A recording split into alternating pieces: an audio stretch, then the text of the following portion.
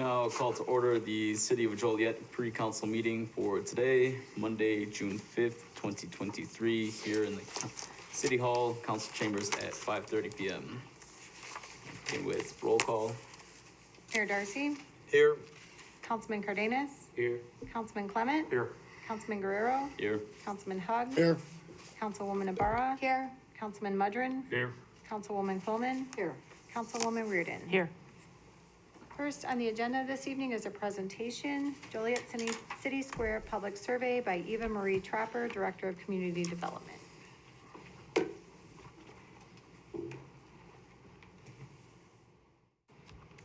Thank you.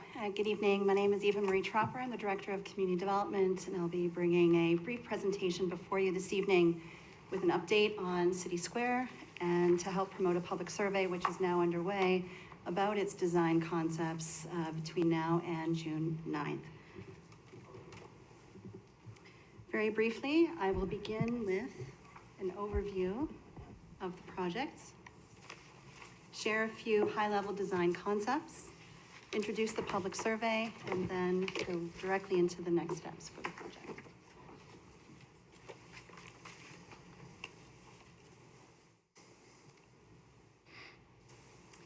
The City of Joliet project team includes the Department of Community Development as well as the Department of Public Works.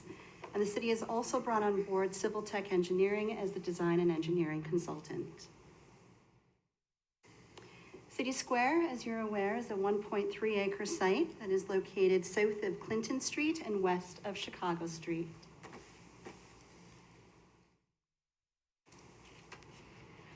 There are quite a few design goals. What the team wanted to do was highlight its top 5 and then share 2 side projects that are related to this one for some additional context. The first, effectively, is to design a square for the City of Joliet that establishes a place that will function as a hub for year-round events and a safe gathering space during all other times for local residents, employees, and students. A secondary goal is also to support and promote downtown businesses and institutions, as well as recognize and incorporate the historic significance of downtown Joliet and make City Square a must-stop for Route 66 travelers. In addition, it is also intended to showcase innovative design in landscaping, lighting, pavements, crosswalks, street furniture, public art, and signage. As you are also aware, the Chicago Street Reconstruction Project is also connected to this one. So what we are doing with City Square is to ensure there is reciprocity between the projects for a consistent design and safe place for all types of transportation. And of course, as you're aware, in 2018, we're also looking to refine and advance the high-level concepts for the Chicago, that derive from the Chicago Street Corridor Plan. So we're almost a year into this project, and we've had extensive public engagement. So far, the project team has held 2 community input group meetings, 1 public open house, and several one-on-one meetings with stakeholders throughout the project. And some of you may remember the project team reaching out to City Council members last summer in July to participate in a stakeholder meeting and survey. So right now, the project team is in the final design development stage. And we released a couple of weeks ago a survey that will continue to be live through June 9th. And the feedback we hear from that survey will inform the final design of the project, which will be presented to the public later this summer.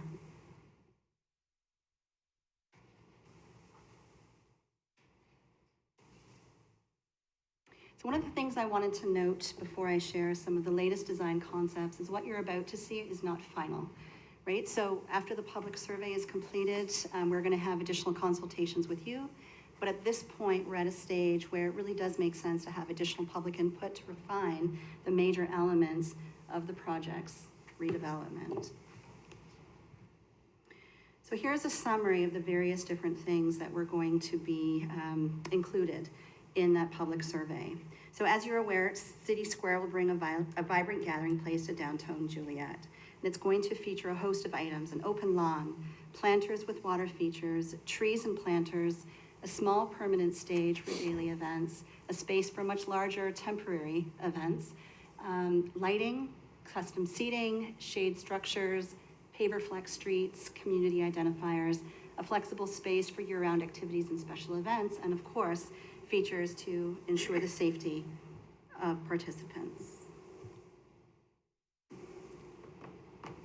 So the first of two slides, very high level.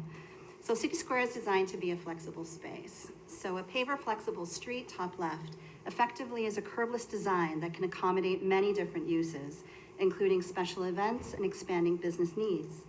Now, using pavers as a basis of the design creates a street that feels like an extension of the square, where pedestrian use is prioritized and vehicle speeds are reduced. The open lawn space provides a village green and invites users to linger and spend more time in the space. Open lawn spaces are very attractive for families, allowing informal space for play, but also to accommodate special events. The permanent stage will serve as a focal point for the square and can become an iconic feature that provides a sense of identity for the city. It could also be used for smaller day-to-day performances.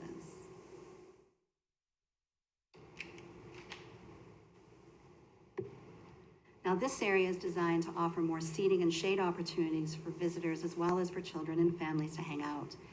So here's the latest layout for the family gathering space. It will include a small stage that will be used for children's events. The overhead shade structures are laser cut leaf shapes in a very brilliant green color. The stage backdrop features flowering ornamental trees and landscaping and raised planters.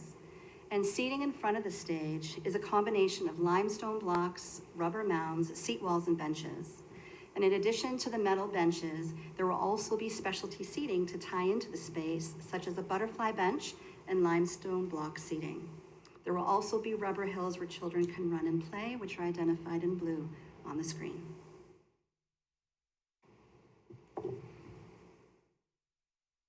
And now the public survey. As I had mentioned, it is live. And we're going to be looking for specific input on lighting features, brick pavers, seating, community identifiers, architectural components, and the family gathering space. What you see on the right hand is theme 1 of 3. It's as an example of the kinds of design elements we're going to be looking for input on so that we can define them as we move forward into the final design phase of the project. On the city's website, we have a portal, and that could be accessed by going to joliet.gov/City Square or using the QR code that is provided. And one of the things that we're encouraging everybody to do is to share the link with their networks and with their constituents so that we can have as many people involved and participating in this component of the plan as much as possible.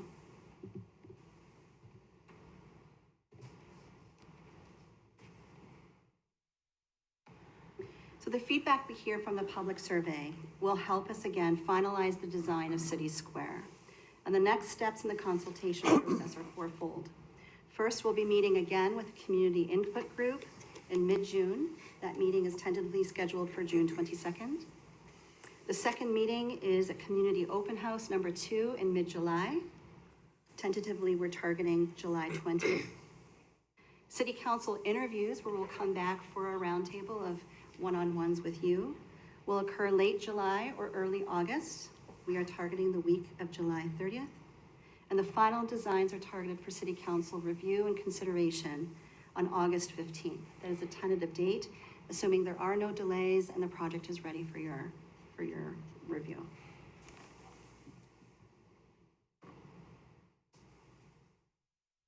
Thank you. Are there any questions I can help with this evening? Have you had many responses from anybody right now on the survey you've got out there? We've received some responses. The tally I'm still waiting to receive, so I can send that out to City Council if I can by the end of the evening, if not sometime tomorrow morning. And that's up on the 9th, so you got a few more days of it. Yes. Okay, thank you. Question, Mayor. Okay. Have all the neighborhood organizations been notified by mail? By mail, no. So we've had a number of different consultations, but not by mail. All of them? I'm hesitant to say yes or no, because I know that That's very important. You need to find that out. I agree. Let me look into that and I'll get back to you. But that's not giving us much time now. they haven't been notified and you want public input, those neighborhood organizations are invested in these neighborhoods and we need their Agreed. opinions. Agreed. So can you push that date back? I think we should be flexible on that, so yes. Okay. Yeah, absolutely. It won't be a hard stop. The most important thing is we get the feedback, that it's a healthy amount of feedback, so we can be as responsive as possible with the design. Yeah, they need to know about it. Thank you. Understood. Thank you. Question. In the presentation, the timeline presented, of course, this is all preliminary until it's finalized, correct? Yes. I see nothing about budget or cost. No estimates, no predictions, no preliminaries. Thank you. So until we have a general finalized design before we come back to see all of you in July or early August, we need to take the final design and put together a maintenance plan, look at those costs, figure out how much it's going to cost. We're almost there, where we can really begin those conversations and have diligent conversation as to what we're dealing with. So what is the projected limit budget? Well, right now, we're at about 11 million. We have, from a state grant, we have a $3 million grant that was awarded to the city last year. And by resolution, City Council approved a $3 million matching grant, which leaves a balance of about 4 to 5 million if the project were built out to its full capacity with all design components as is and no changes to reduce the design components. So we still need to look at that. We still have to look at finalizing what the design features will be and narrowing and pinning down those costs. But there is a gap in funding at this present time of about $4 to $5 million.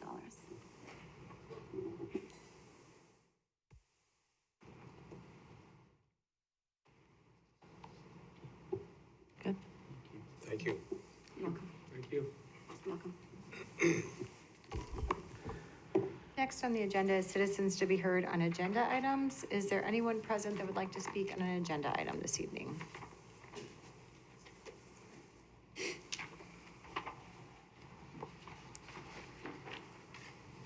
Thank you. Amy Sanchez, Joliet, Illinois. And I apologize, I sent an email to Mayor and all of City Council just before, right after I got off work, just before this meeting. But I would like it to go on the record if I could just read it out loud quickly. And says, hello, Mr. Mayor and members of the City Council, please find the attached articles and statement of opposition of Council Member 273-23 as a former account manager and branch manager for two separate staffing agencies / temp agencies. I can confirm that the concerns spelled out in the attached articles and studies listed are in fact true. The temporary and day labor industry preys on communities and demographics that are low income, impacted by incarceration, undocumented, and vulnerable. Temp workers are 6 times more likely to be injured at a workplace. An overwhelming amount experience wage theft by way of unreported hours and more. Most temp workers are stuck in a rotating door of work assignments, with very few being offered full-time permanent placement or work with benefits. They're referred to as permatemps. I've witnessed the temp industry refer to buying people by name, referring to the worker and the contract labor that the person and the human being is coming with, buying people. The need for temporary and day labor and third-party logistics is already being met in our community and across the city. To add another agency to this area would not only be non-conducive to the economic potential in this area that this area can thrive in. I respectfully ask that you decline this request for approval and have attached several articles indicating the reasons why. Thank you for your time.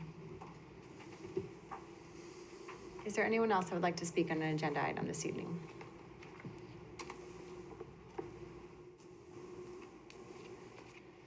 Good evening, Mayor and City Council members. My name is Tanya Arias, President of Collins Street Neighborhood Council. So I'm here representing the Collins Street neighborhood in regards to Memo 273-23, which Amy Sanchez just mentioned, is the temporary staff agency on Collins Street. We definitely don't see that as something beneficial to our neighborhood. We already have a staffing agency just around the corner on Cass Street, right by the Walgreens. We definitely don't want to make our neighborhood be known as a staffing agency neighborhood. There's definitely better opportunities for economic development in our area. We do have just right down the road on Collins Street, right by the intersection of Collins and Cass, a empty building that was supposed to be a medical center that's been sitting empty for a year. So definitely want to make sure that we evaluate what our economic development is. Thank you for your time. Anyone else that would like to speak? Seeing none. Before we move on to the remainder of the agenda items, we have the Inspector General, Sean Conley, here to give a brief update.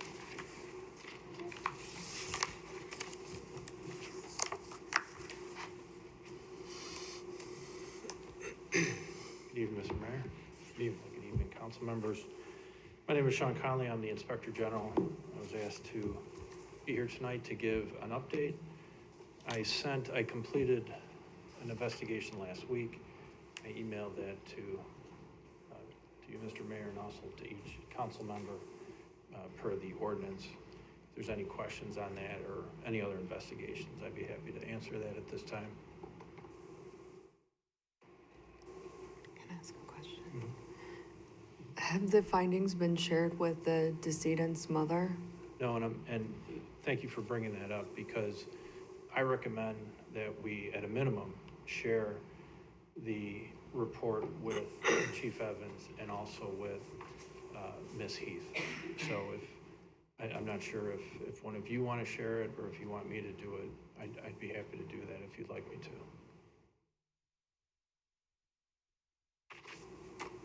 Does that require action on us to approve that, or can we just authorize them to? Does he even need authorization from us to share that information? Maybe we should ask Mrs. Heath what she would rather have. If she'd rather have Mr. Connolly do it, one of the council folks, or do it privately, or maybe she'll want it publicly. I think the decision should be made up to her. I agree. But no matter what she decides, I firmly believe we need to share the results with Chief Evans. Absolutely, but, and of course, the chief involved as well, but I think she should be the first one to ask. That's just my opinion. I don't know how everybody else feels. Yeah, that makes sense to me. Mayor? Yeah, Chief Evans, and then I believe the other officers that are involved in this matter as well, so. Yeah, I think if we wanted to send it to Chief Evans, he could share it with them, or, if we wanted to send it to each one separately.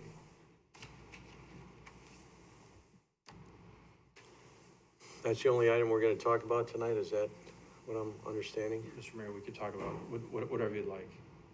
I'm here prepared to answer any questions that you have. I think we were kind of wondering where we're at on everything. Can we have that conversation? Yes. You can. Obviously limit the specifics. Yeah. So I think besides the Dunn investigation, which was the most recent, the one before that was the Dickinson investigation. Right now, even though it's ongoing, it's currently in litigation. So we're waiting for that to be resolved before I could continue with the investigation. That's the only other thing pending? That's the only thing pending right now, correct? Everything else has been concluded. Oh, okay. Anybody else have any questions? Are there other things that we can't talk about in open session that are off in closed session? Is there more information that way? There's more information about the litigation that we could discuss in closed session, but. Well, are we having closed session today? Yes. Okay, can we have him come and give us more updates? Yeah, I think we should. Yeah. Okay, so can you stick around? Absolutely. Okay. Thank you. Chuck, I have a quick question. Yes. Let everybody know, how many cases or complaints or concerns that you worked on? Well, It's not just one or two, I'm No. sure there's. So really, it's various. I think when we started, we really started first as being appointed special IG, and that was for the Eric Larry investigation. That was concluded that was in January of 2022. So there were significant investigations, and then there's also individuals that call that have questions. Sometimes I would get a call and it's not something that would necessarily be, fall under, I guess, the jurisdiction, if that's the word to use, of the Inspector General. I would do my best to steer that individual in the direction that they should go. We had the Rialto investigation, there was the Joliet Museum investigation. There was an investigation regarding Joliet Police Department. I think someone had questions about a large sum of money that was that was deposited into the general fund. We investigated that, and, found that everything was fine with that deposit. We had investigation into IT and Department of Finance acquisition practices. We had an investigation, individual by the name of Daryl Burton. He had concerns, he felt like he was being harassed by city inspectors, so we investigated that. We had the Park District investigation. We had the most recent one, which was the Dunn investigation. And then we also had the Dickinson investigation. And then just, for example, concerned citizens that would call. An individual called about, he was concerned that, the streetlights were on during the day, and he just felt that that was a resource that was being misused by Joliet. I didn't do a report on that, but I raised that issue, and I believe it was addressed. We had an individual who was not a Joliet citizen. She was calling regarding concerns about the Humboldt Bridge and what she felt the noise and the damage that it was causing to her home. She did not reside in Joliet. I recommended that she raise the issue with her city council person, and that perhaps they could reach out to a council member or the mayor. And I had a discussion with a concerned citizen about, permits. They felt like every time they would get a permit to do work, additional permits would be required, and I just didn't feel like there was transparency. So that we would get kind of a mix of, questions like that. And I think out of respect and trying to be a good steward of the city's money, I wouldn't necessarily go and write a detailed report about that, especially if I felt it was something that could be addressed quickly, or if it wasn't necessarily something that would fall under the duties of the Inspector General. So. Mayor, may I ask a question? So you listed some other things after the Lurie case, Rialto. Can you tell me when that was completed? That was July, and I think it was, I'd have to check exactly when it was issued, but I think it was towards the end of July of last summer, 2022. And the museum? That was August of 2022. And the police department funds? I would have to check on that date. Exactly. The IT department? That was November of 2022. And then Daryl Burton? That was September of 2022. And the Park District? It was February 2023. Thank you. Thank you.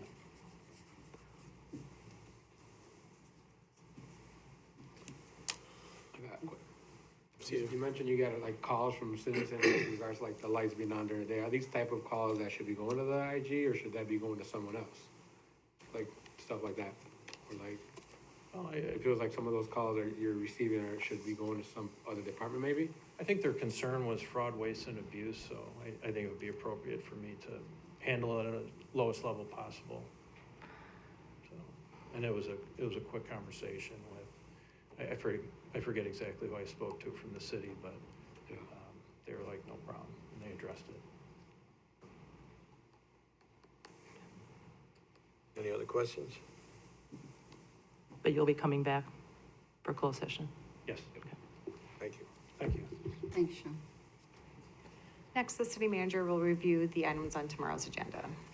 Thank you, Madam Clerk. Agenda item 253-23 is 2022 Annual Treasurer's Report. Agenda item 254-23, award a contract to Videotech for physical security project in the amount of $105,478. Agenda item 255-23, award of a contract for the 2023 sidewalk curb replacement project B to Davis Concrete Construction in the amount of $281,725. Agenda item 256-23, award a contract for the 2023 sidewalk curb replacement project C to J&J Newell Concrete Contractors in the amount of $251,300. Agenda item 257-23, award a contract for the Corus Street Roadway Improvement Project 2023 motor fuel tax to Austin Tyler Construction in the amount of $253,325.81. Agenda item 258-23, and this is the purchase of a personal accountability system for the Joliet Fire Department's emergency radios. Agenda item 259-23, professional services agreement for the geotechnical services for the 2024 water main rehabilitation program to Seco Consultants in the amount of $65,902. Agenda item 260-23, change order number 1 for the Black Road Lift Station Modifications Project to William Brothers Construction in the amount of $142,064.95. Agenda item 261-23, change order number 2 for the Hobart Road, Hollywood Road, roadway reconstruction, motor fuel tax, construction in the amount of $10,082.66. Agenda item 262-23, award a contract for the combined sewer overflow long-term control plan, phase 4, east side and west side combined sewer overflow regulations to deconstruction in the amount of $12,628,985.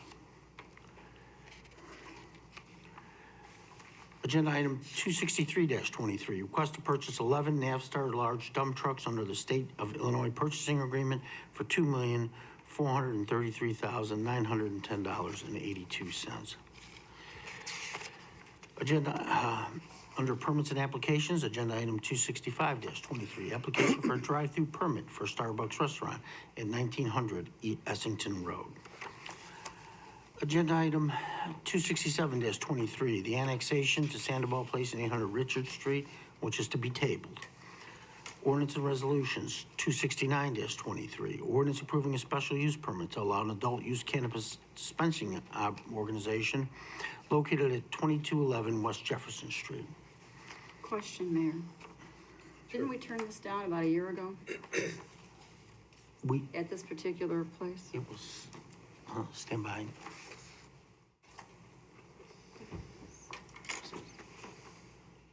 I think it I believe it was. was tabled.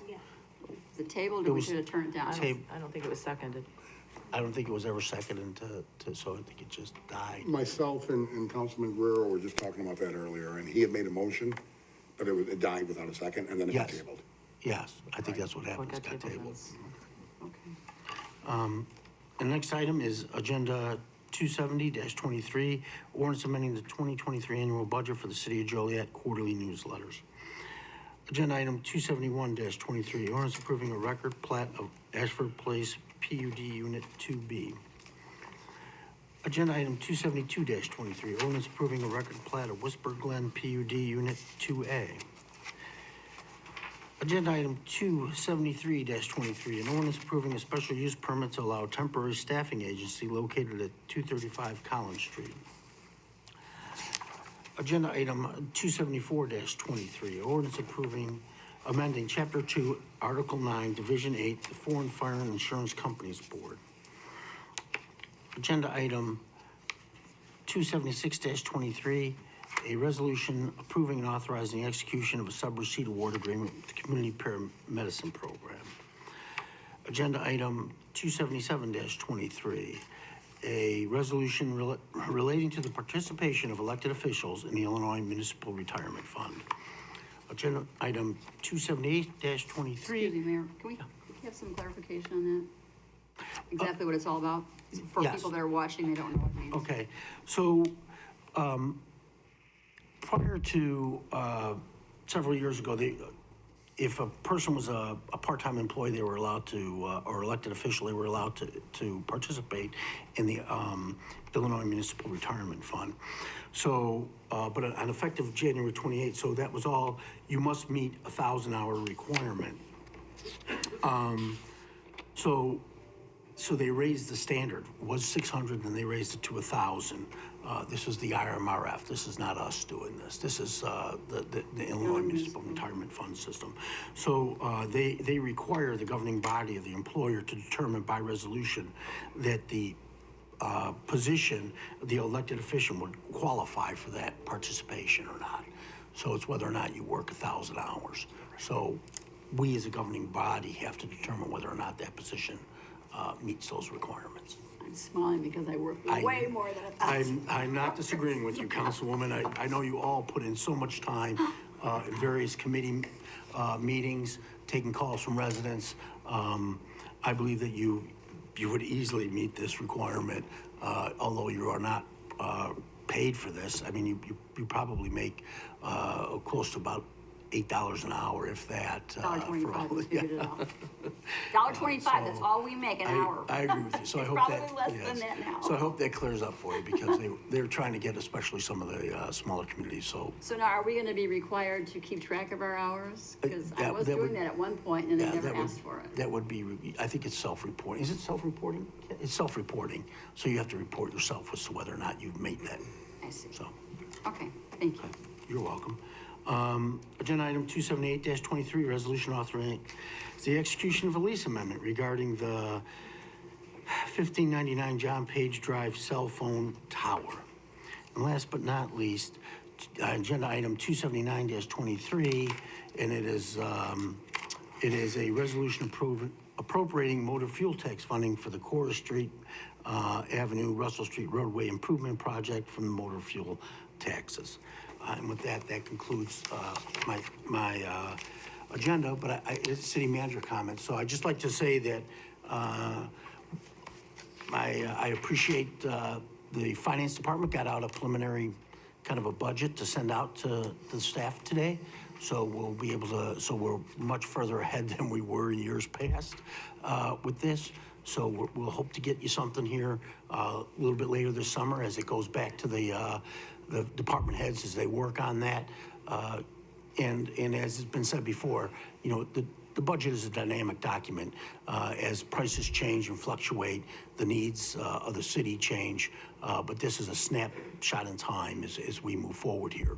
But this way we'll be able to get a handle on some of the stuff and allow the council a larger role in the discussion of the budget, because we'll have more time and not be pressed at the last minute to just push it through. So you'll be able to perform what I believe are some of the duties and responsibilities of council mayor. So I'm very appreciative of that. So, and with that, that concludes my comments. Thank you. Mayor, a couple of questions. I want to backtrack a little bit. Jim, maybe my memory's not serving me. Last week when this was originally released, there was a Riverwalk, Evergreen Terrace item on there. Did it go away? I don't believe it was on this. I think it was something that might have been, it was tentatively scheduled, but it never made the final agenda, and I don't remember. I believe the staff never brought it forward for finally to be put on this agenda, because I approved everything that came to me. Now, is anybody else interested in having a discussion over the marijuana recreational dispensary? I believe the petitioner's here. Right. If you'd like to have some Sure, that's questions. what this is for. That's what I'm Right. thinking. Would you like know, the petitioner to come forward and? Well, I'll just say, they can't really help me out, but there's 8 other people that may have questions. But since I suggested that we backtrack and discuss this, I will not support it for several reasons, and I want to be upfront. Number one, it's not the highest and best use for that property, and that's the main reason. However, no reflection on the current petitioner, as I have voted against the recreational retail sale of marijuana on several occasions already, is because what the state put forward is a farce. It's a pay-to-play system. You have to have money.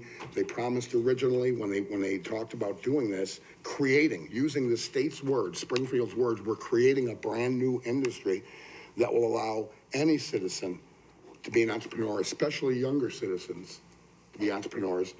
And they also sold it to the state by saying it's no more dangerous than alcohol, you know, which you can over-imbibe in.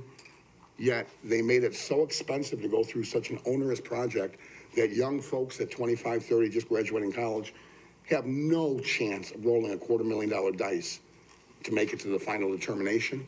And I want to say this very publicly. And if someone were to say, you know, it's not $250,000, that's the estimates I've gotten. And if people are rolling $250,000 dice, then they can afford it, and that's great, unless they've been told, wink and a nod, you're gonna get it.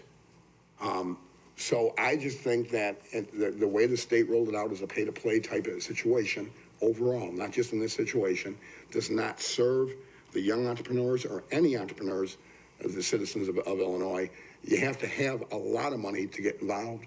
We're getting into a point where even this petitioner, and maybe I'm off on the numbers, I believe is currently has 11 or 17, somewhere in there. We're getting into the whole banking system where this brand new created industry by Springfield is becoming owned by conglomerates that are too big to fail. And the original goal was an opportunity for young entrepreneurs. That evaporated immediately. Well, I believe, Councilman, and I agree that that's where we're at now, but certainly many of the smaller owners of these stores sold out to big conglomerates at some point. So initially, they were kind of open. Jim, we didn't have any smaller people ever come forward to Joliet. These were well-moneyed, well-heeled, connected people. Some of the people, present company maybe not included, were actually involved in the putting together, the 2-year process of putting together the very legislation they benefited from. This was not, so I wasn't looking for reactions, thank you, but I wasn't looking, I'm saying my piece and everybody else. So I cannot support that until the state starts actually offering it in such a fashion that regular folks can get in, to sell it by saying, well, marijuana is no different than over imbibing in alcohol. Why does it cost so much? It's $5,000 fee to get a liquor license. Why is it overregulated if it's no more dangerous? So regulated 200 times more than alcohol, because it blocks out those that don't have money. And that's a fact. And it's not helping the entrepreneurs that it originally said, the underserved, the underprivileged. The poor folks that might struggle to get through college and want to try something entrepreneurial, they can't even get in this game. They can't even put the first dollar down because it's so onerous. That's why I won't support it. Nothing against the current petitioner. You could be a different petitioner and I take the same position. However, I hang most of my vote on the statement that also personally, locally, setting aside the philosophical difference of the farce that is the state of Illinois marijuana program. It also is not the best and highest use in our city for that location. That's all I have, Mayor. All right, thank you. Excuse me, Mayor? I did want to say, we looked up the minutes, and it did fail. Then we did not vote to deny it, but it didn't get tabled. I just want to set the record straight. You did motion, and there was no second, so it failed. Motion to approve, is that what it meant? We didn't table it, but the motion to We didn't, approve, nobody seconded it. And nobody seconded it. Then we didn't do a motion to deny, so just so we know. Okay. Hey, how are you guys doing? My name is Matthew Haglund, Jr. I am the social equity applicant for the license. So I'm a young entrepreneur. I'm a veteran, multiracial. My father's African-American male. I'm 28 years old, and I found some good investors to invest in me. I grew up very poor. I didn't have any money. I went to the military to be able to pay for my degree, and went to Illinois State University. I'm from Illinois, Bloomington Normal, born and raised. And this is kind of, from what I understand, what the whole program is about, is to give a guy like me a chance. And I'm paired up with some good people. I've done a lot of research to get into this position, and now we're here. So I'm, really hoping that this will get passed and I will be able to have my first business. And again, it's been a long road for me. After I graduated high school, I went straight off to the military. I've been deployed, and I came back here to Illinois, and I got my degree, and this is what I want to do. So I'm hoping that it gets passed, and we can make a difference in the community. I'm a criminal justice major, so this is very important to me, and that's all I have to say. Thank you. Thank you. Question, Mayor. Sir, maybe I misunderstood the presentation that was sent to us. Yes, sir. By Ms. Hart. This company called Justice Yes, sir. was started in 2014 Yes, sir. by two well-off, and God bless them, being successful, personal injury attorneys. Yes, sir. Are you part of that original group? I'm not a part of the original group. I actually reached out to them because of what they do, and I became good friends with the owner of the company, and now he was willing to work with me, and I'm very happy that he was willing to work with me, because nobody else was going to, give me any money or without trying to take equity from the company. So I get to keep my majority. I am the majority in the company, and we paired it up just as, anybody else would do with the business.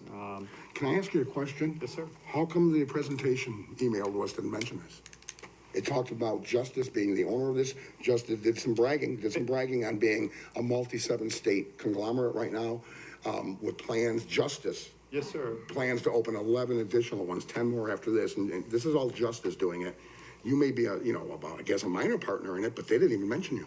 Yes, so I do not have a stake in their entire company. So this is going to be my dispensary, and we're just paired up on a couple of the licenses. I don't have all of them, and what they do, on their own is, it's separate. So I don't own anything but Emerald Coast LLC, and that is what will own the Joliet dispensary if we were to get approved. It's under Emerald Coast LLC, and we are just partnered up with them. Did everybody read the presentation that was sent by Suzanne Hart? I did not get that from the presentation. I did not get that at all. It wasn't in the presentation sent to us. Okay, thank you.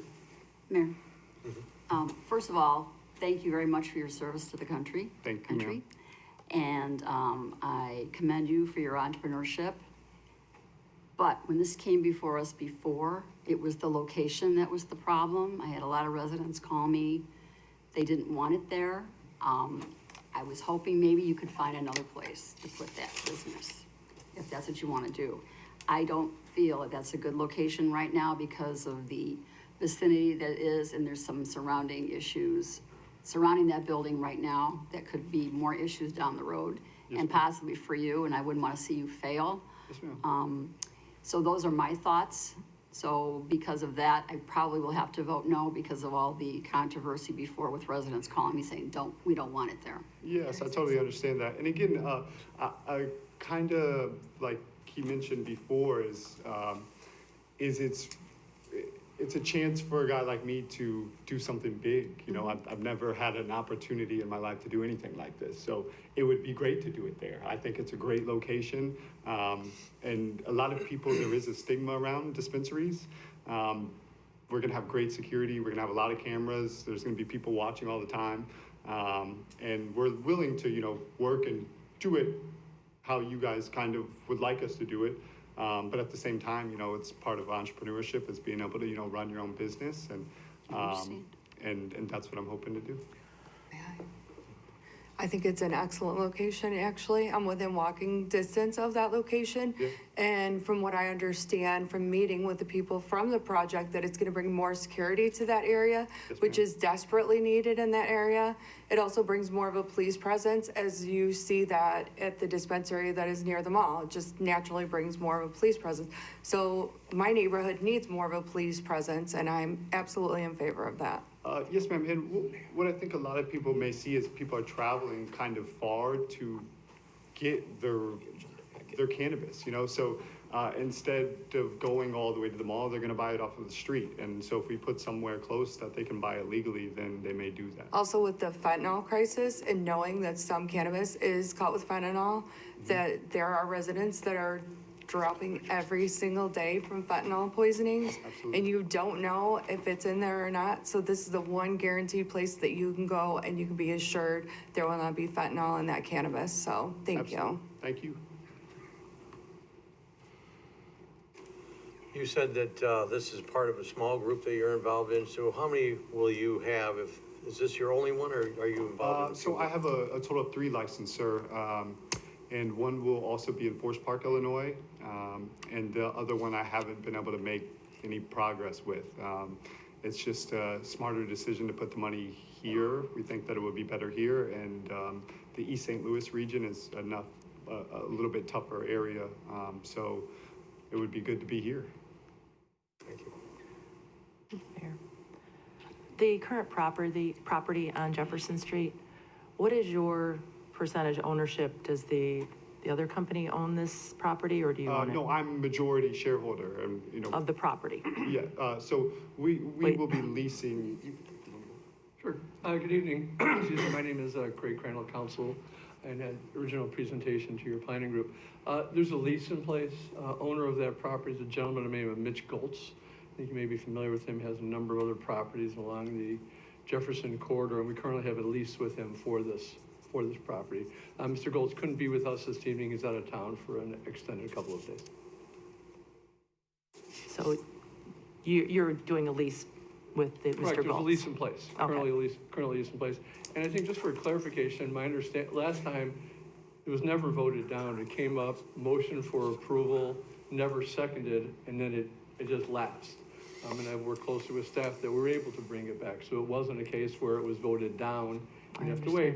It failed for a second, so it allowed us to be before you this evening. Thank you. So you have the ability to possibly relocate it to another location because you don't own that property. You wouldn't be losing that property investment. At the present time, this is the only location that meets all the metrics, and again, we have a lease in place, so if this doesn't happen, then the lease will expire. Any other questions? Thank you. Thank you very much. Thank you guys for your time. Thank you. That's all I have, Mayor. Next, we'll move on to public comments. Is there anyone that would like to speak under public comments this evening?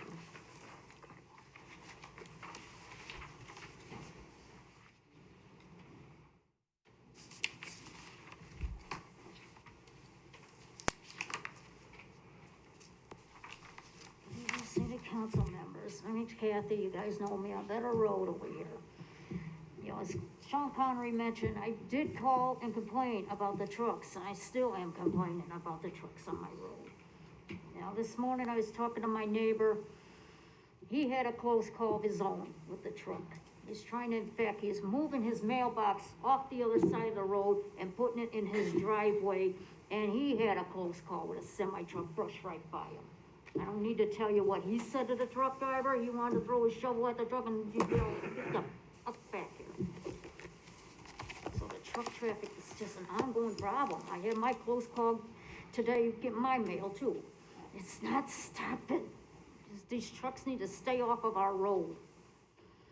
Bottom line, get the trucks off our road and get it back to being a no truck road like it was before. And Memorial night, Monday night, 12 o'clock, midnight, you got the Joliet City Sweeper is sweeping the road on Laraway Road. They take the stuff from the curb, they're sweeping it onto the road. I'm following a semi-truck, the semi-truck's kicking all the stuff that the lawn sweeper put in the road, kicking it up and throwing it at my truck as I'm going behind the semi-truck. My truck's getting battered with all this gravel and debris from the road because of the city of Joliet lawn street sweeper. Taking it, sweeping from the curb onto the road. It's not vacuuming it up. It creates a serious road hazard. I called the Joliet police before I even got up and saw the road sweeper off the Laraway Road in the Zenith Electric parking lot. I told him, I said, look, you guys gotta stop doing this because this is not the first time I've ran into this. So these city sweepers doing this. Taking the debris, sweeping from the curb to the road is not safe.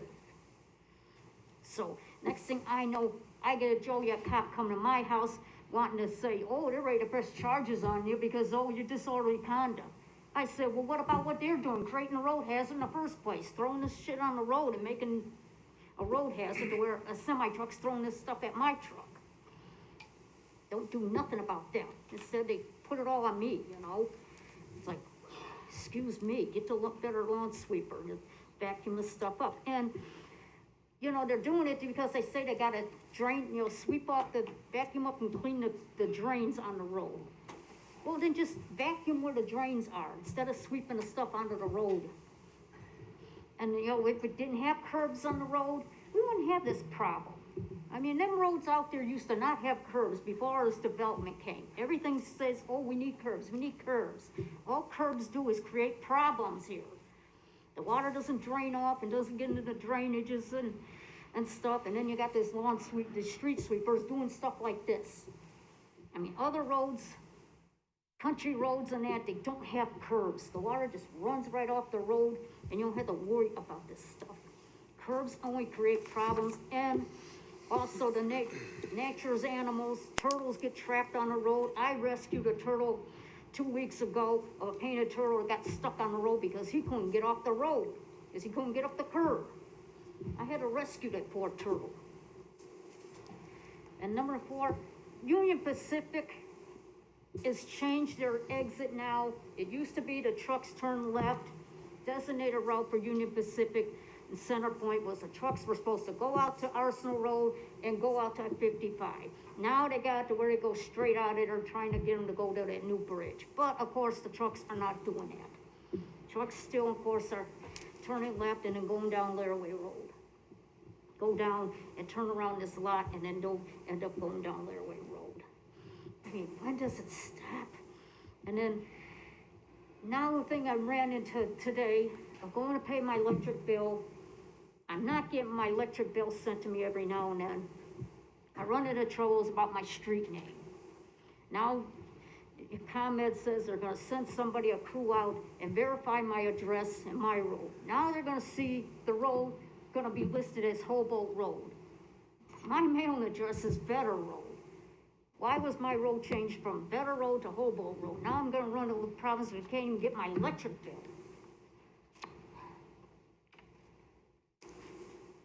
Is there anyone else that would like to speak under public comments this evening? See. Hello, my name's Bob Cobb. I have an issue, I've had an issue for 3 years plus with a neighbor of mine that moved in and started right away when she moved in, build a chicken coop, and she has chickens. And I told her, first thing, number one, you're not allowed to have chickens. Number two, any structure has to be 3 or 4 feet away from the fence. No, it don't. I checked it out. I can do whatever I want. So I went to the city hall and I went to the neighborhood services department and they gave her a date for a hearing. She didn't go to it. So they fined her $300. She didn't pay it. They gave her a date to get rid of the chickens and tear the structures down. Date came and went. They fined her again. Same thing. Date came and went. And then the neighborhood services passed it over to the zoning department. The same thing. They told her, get rid of the chickens and tear the structures down. She got rid of the chickens, but the structures are still standing. The city of Joliet made her move those structures away from the fence 3 or 4 feet. She did that, but after she did that, she built another one between these two, right up against the fence. I told her, how are you gonna cut the grass behind it? No, I'll bag my grass and dump it over there. And I said, create mold in my fence. She said, well, I can do whatever I want. So I'm just looking for clarification on why they made her move these two structures and are allowing her to have this third structure right up against my fence. It's a big issue with, she still has chickens. She's keeping them inside her house. And the chickens create another problem because when she's out there feeding them, guess what? It attracts mice. I've caught mice every day for the longest time until she got rid of the chickens, or so I thought. That she has chickens again. So I just like some clarification as to why she's not made to tear the structures down when two people from the neighborhood service department and the zoning department, they both told me that they're giving her a deadline, and the deadline is come and gone, and the structures are still up.